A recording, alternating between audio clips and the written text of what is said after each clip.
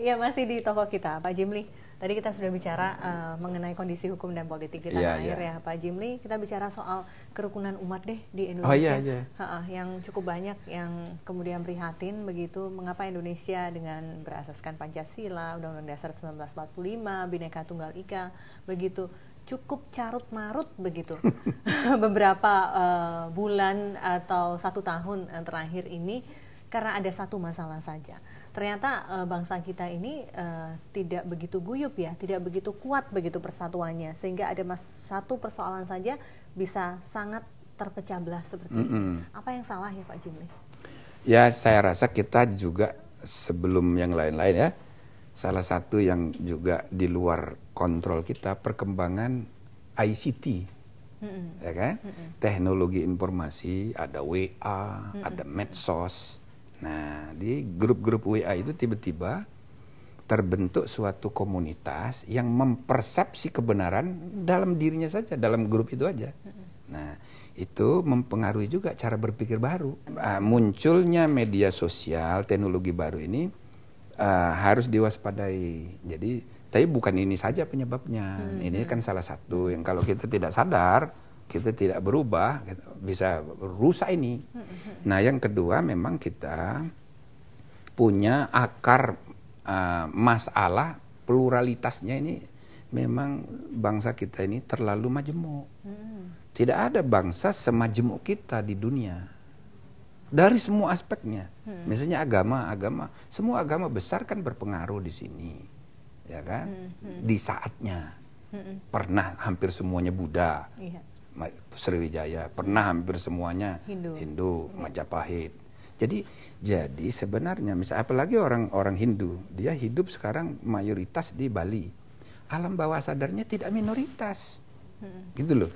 Nah, begitu juga orang-orang non-muslim. Lah dia kekuasaannya di bidang ekonomi, dia nggak merasa minoritas. Sedangkan 260 juta rakyat Indonesia yang dikasih makan langsung oleh negara, paling banyak 5 kali 5 juta. 5 juta pejabat dan PNS ditambah keluarganya 4 orang rata-rata. Jadi cuma 25 juta. Nah, 30 juta lainnya itu yang dikasih makan oleh market dunia usaha yang sebagian besar di orang non muslim. Ini tidak enak dibicarakan, tapi faktanya begitu. Maka tidak ada orang yang merasa minoritas di negeri ini. Nah, jadi ini juga harus disadari. Oleh karena itu, saya rasa kita harus mengelola negara ini dengan arif. Nah, ada lagi faktor ketiga. Tiba-tiba kita ini waktu Pilpres 2014 ini terbelah 2. Tek. Iya. Nah, sisa pembelahan ini masih terasa. Tambah lagi pilkada DKI. Jadi terasa tak, kayak belah 2 begitu. Maka semua isu-isu yang tadinya kecil jadi selalu besar. Disangkut pautkan. Belum pernah ada zaman di mana fenomena Islamofobia ya seperti sekarang. Di mana-mana gejala Islamofobia itu terjadi di Eropa, di Amerika. Seandainya tidak ada fenomena ini, belum tentu seorang mulut kasar seperti Donald Trump bisa terpilih. Nah, jadi di Amerika dia menang karena mulutnya kasar. Satu karena dia pengusaha dan belum pernah juga pengusaha jadi presiden Amerika, baru kali ini. Yang kedua karena mulutnya anti-Islam, eksplisit. Semua partai yang anti-Islamnya eksplisit, anti-imigran di Eropa, sekarang ini trennya menang semua. Di Belanda begitu, di Jerman begitu, semua. Di Prancis begitu. Semua yang anti-imigran, imigran itu sama dengan Muslim, itu menang semua. Nah, kalaupun tidak menang, meningkat. Jadi ada gelombang Islamofobia. Nah, itu terjadinya kenapa? Karena isu terorisme. Tapi orang tidak mau bertanya, kenapa terorisme itu berkembang sekarang? Karena ketidakberdayaan. Masalah ekonomi. Pertama tidak berdaya orang Islam itu, di mana-mana diperlakukan tidak adil. Secara politik juga secara ekonomi. Misalnya Palestina. Masa sudah 1 abad nggak beres-beres? Amerika memihak kepada Yahudi. Semua orang Kristen, iya kan? Mestinya netral orang Kristen Katolik itu dalam konflik antara Islam dan Yahudi, ya kan? Ini enggak, orang Kristen membela orang Yahudi. Lah ya bagaimana, tidak berdaya orang Islam. Iya. Maka muncullah gelombang kekerasan. Belum lagi ada konflik di Syria, di mana-mana. Ini kan Saddam Hussein dihabisin oleh Amerika. Dikira beres. Ternyata mayoritas penduduk Irak orang Syiah. Maka pemerintahan baru dekat dengan Iran, musuhnya Amerika.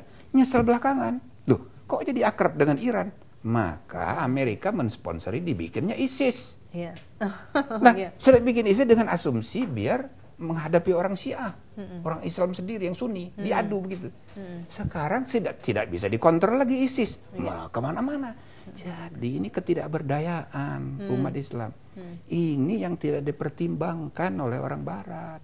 Nah, kalau mau damai dunia itu, ya kembalilah ke sejarah.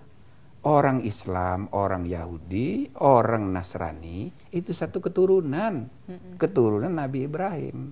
Maka saya dulu pernah menggagas perlu ada World Summit on Abrahamic Religions. Mari itu semua satu keturunan itu saling duduk bareng bicara untuk mengatasi masalah dunia. Insya Allah itu turun itu gelombang radikalisme.